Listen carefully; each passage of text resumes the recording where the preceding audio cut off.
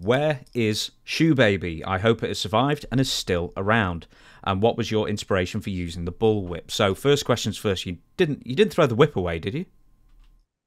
The whip threw itself away. Really? This is what happened. I had about 3 whips one time, and a whip carrying it around in your bag with a lot of your outfits wet from the perspiration. Eventually, it wears the leather. It just wear thin, and so I have been popping them on using them on opponents. They would break. So, and one guy, some fans grabbed it, and we had a tug of war back and forth, and pop. Then I went down on the floor, which they all just thought that was hilarious. But they had the rest of my whip, and I think the third whip I had, I think I ended up selling it because to a collector, and they wanted me to sign the handle. So that's what happened to her. But I've had actually more whips than that. But I started with a whip in Atlanta. I didn't know what to do with it till I went to mid South in Louisiana, Mississippi, part of Texas, and Arkansas. I was riding with Ernie Ladd. I loved riding with Ernie Ladd. It was like a history lesson every time I got in the car.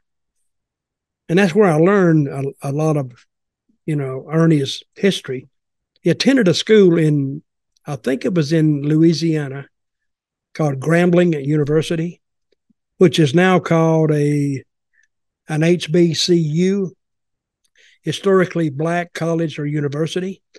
And he played football there under a legendary coach. And I'm a huge football fan. He played at Grambling, and I can't remember the coach's name. But anyway, he's talking one day, and we're talking wrestling, and driving down the road, and he says, if you took that whip to the ring and just have the whip, because the whip was the image of the slave master. See, they call it, you ever heard white people called crackers? Mm-hmm. Crackers, you know where that comes from? Well, the whip. Well, yeah, it's called a cracker too. But Ernie told me this. He says, in the old days when they had the slaves out in the fields picking cotton, when they heard that pop of the whip, they heard that crack. That's what they would call here comes the cracker. So it actually meant they could hear the whip, but at the end of the whip was on a horse was a slave master or somebody hired to watch those fields. So, and he says, and I have actually gone out. This is years and years ago. I went to a county in Mississippi, and somebody told me that the population of the county is like 90% black. So when I got to the matches that day, of course, I got the whip, and who was my opponent was, I think it was I can't remember. It was the snowman. I think we've. It's the snowman, and he was there. And on the way out there, you could just feel the heat in that building, and it wasn't wrestling heat either. They were standing up, and they weren't saying nothing, which was an eerie feeling. I went, damn, these some bitches, they're not playing. So I got the ring, and of course I lose, and I get my whip to try to whip the guy, and he takes it away from me. And when he comes down on top of me with that whip one time, the roof came off. And I give him a couple more shots, boom, boom, and I rolled out. But that cranked him up, buddy. So, but Ernie Ladd gave me that idea. So I did it. And And I used to ride up down the road with him, and he said, man, when you crack that whip in the ring, he says, chills run up my spine. He said when he was a kid, his grandmother would call all the grandkids around, and they'd sit behind, in front of the fire, and she'd tell stories about the days gone by. That's how he knew so much about it.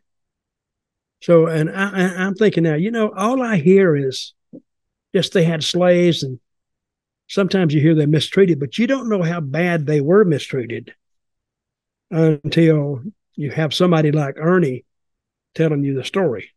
So, but that's my story with Ernie Ladd and the Bullwhip. So the coach's name was Eddie Robinson Sr. Eddie Robinson, that was him, a legendary coach. Mm-hmm. Even today, legend. He had like 11-0 seasons or 10-0 seasons, or how many games they played. Of course, back in those days, and I don't think people even realize this, that black colleges didn't play any white colleges. They just played all black colleges played black colleges. This is back in the late 70s and the early 80s. So these are things that pass you in the night that you never find out about until you ask somebody or you research it. And I don't know why anybody would want to research that unless the notion has been put in their head, like I just did.